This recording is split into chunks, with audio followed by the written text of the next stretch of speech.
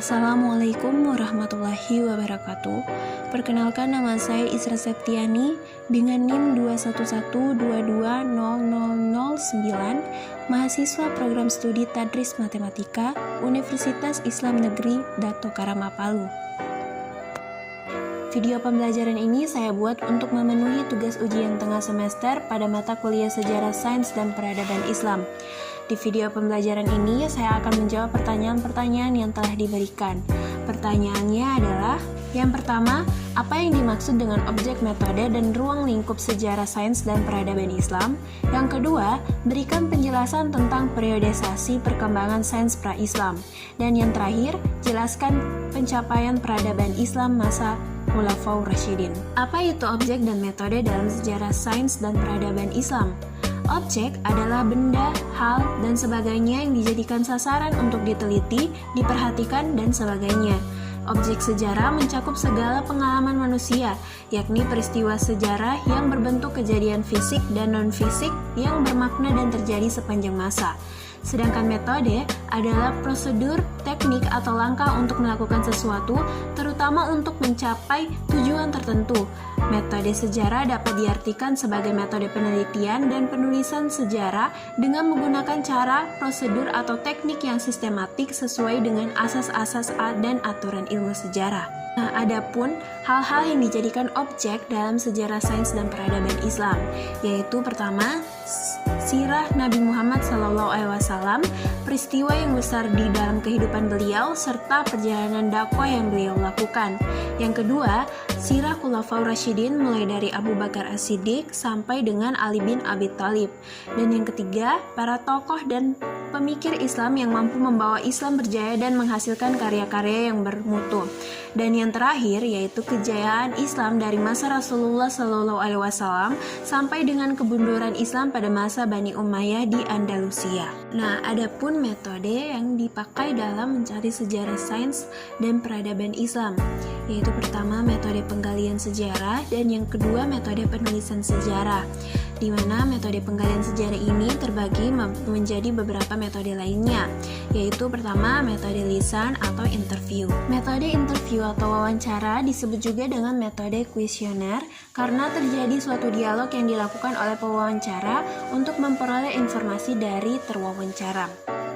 Selanjutnya yaitu metode observasi. Dalam metode observasi, objek sejarah diamati secara langsung. Metode observasi merupakan metode pengumpulan data, yakni penyelidikan yang dijalankan secara sistematis dan sengaja diadakan dengan menggunakan alat indera terhadap kejadian yang dapat langsung ditangkap. Selanjutnya, metode dokumenter.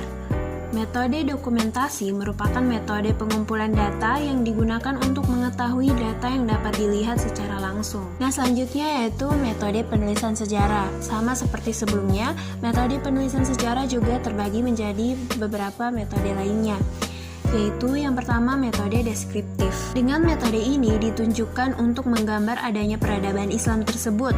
Maksudnya, ajaran Islam sebagai agama samawi yang dibawa Nabi Muhammad SAW yang berhubungan dengan peradaban diuraikan sebagaimana adanya, dengan tujuan untuk memahami yang terkandung dalam sejarah tersebut. Selanjutnya yaitu metode komparatif.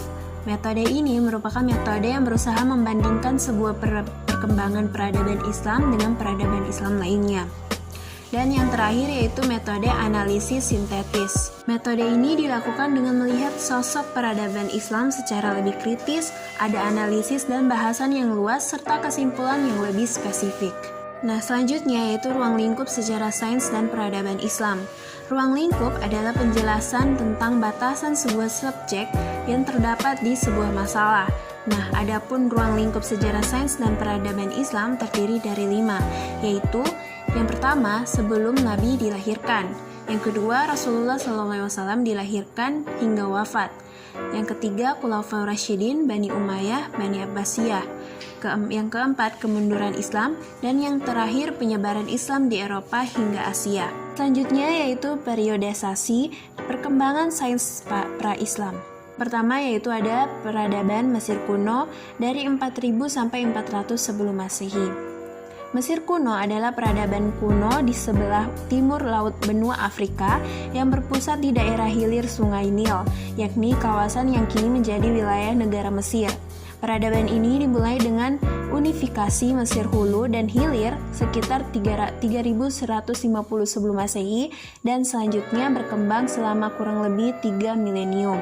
Selanjutnya yaitu peradaban Yunani kuno dari 600 sampai 30 sebelum Masehi. Yunani kuno adalah zaman Yunani Arkais sampai berakhirnya abad kuno. Peradaban ini mencapai puncak kegemilangannya pada zaman Yunani klasik. Pada zaman Yunani klasik, bangsa Yunani di bawah pimpinan negara kota Athena berhasil mematahkan invasi kekaisaran Persia. Yang terakhir yaitu peradaban Romawi kuno dari 30 sebelum Masehi sampai 400 Masehi. Romawi kuno adalah sebutan bagi peradaban bangsa Romawi yang dibangun sejak sekitar tahun 800 sebelum Masehi. Peradaban ini dibangun dan dikembangkan oleh masyarakatnya di wilayah semenanjung Apennina atau dikenal sebagai Italia. Selanjutnya itu salah satu contoh penemuan sains pada peradaban Mesir kuno. Salah satu penerapan ilmu pengetahuan yang baik dari bangsa Mesir kuno adalah pembangunan piramida sebagai makam para raja Mesir dan kuil-kuil sebagai tempat pemujaan bagi para dewa. Konstruksi piramida begitu rumit sehingga kemajuan ilmu pengetahuan di Mesir saat itu menjadi teka-teki. Selanjutnya yaitu salah satu contoh penemuan sains pada Yunani kuno. Mengembangkan sistem katrol, derek, serta jalur landai, dan menciptakan alat untuk mengangkat benda-benda berat yang dikenal dengan nama polispaston. Berkat bantuan alat ini, orang Yunani bisa membangun berbagai bangunan seperti Parthenon. Selanjutnya yaitu contoh penemuan sains peradaban Romawi kuno. Pencapaian ilmu pengetahuan Romawi kebanyakan terjadi dalam bidang pengobatan dan teknik. Bangsa Romawi menemukan banyak cara untuk menambang barang-barang mineral seperti emas dan timah, dan mereka adalah bangsa pertama yang menggunakan beton untuk membuat bangunan. Selanjutnya, pembahasan yang terakhir yaitu pencapaian peradaban Islam masa Khulafaur Rasyidin. Yang pertama yaitu Abu Bakar As-Siddiq dari 11 Hijriah sampai dengan 13 Hijriah. Pencapaian beliau yaitu pertama, menanamkan budaya musyawarah dalam menyikapi suatu masalah. Kedua, membangun pemerintahan yang tertib baik di pusat dan di daerah. Ketiga, menyusun dan menulis mushaf Al-Quran. Dan yang terakhir, memberantas nabi palsu Musailama Al-Kadzab. Selanjutnya yaitu Umar bin Khattab dari 13 Hijriah sampai dengan 23 Hijriah. Pencapaian beliau selama masa menjadi Khulafaur Rasyidin yaitu pertama, meluasnya daerah ekspansi Islam ke beberapa wilayah seperti Suriah, Mesir, dan Persia. Kedua, mencanangkan kepengurusan administrasi negara yang terdiri dari khalifah, wali atau gubernur, dan dewan-dewan negara. Yang ketiga, mendirikan Baitul Mal atau lembaga keuangan negara, dan yang terakhir mendirikan percetakan mata uang. Selanjutnya yaitu Utsman bin Affan dari 23 sampai 36 Hijriah. Beliau memiliki pencapaian yaitu pertama, menyeragamkan cara baca Al-Quran dan mengumpulkan serta menyusunnya dalam satu mushaf. Yang kedua, menertibkan tugas administrasi kepemerintahan. Yang ketiga, membangun sistem militer angkatan laut. Dan yang terakhir, membangun bendungan. Dan yang terakhir yaitu Ali bin Abi Thalib dari 36 Hijriah sampai dengan 41 Hijriah.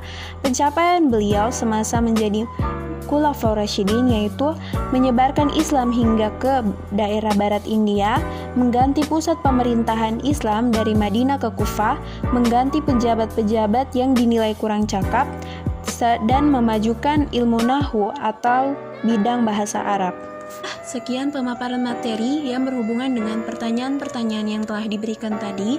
Saya akhiri wabillahi taufik wal hidayah. Wassalamualaikum warahmatullahi wabarakatuh.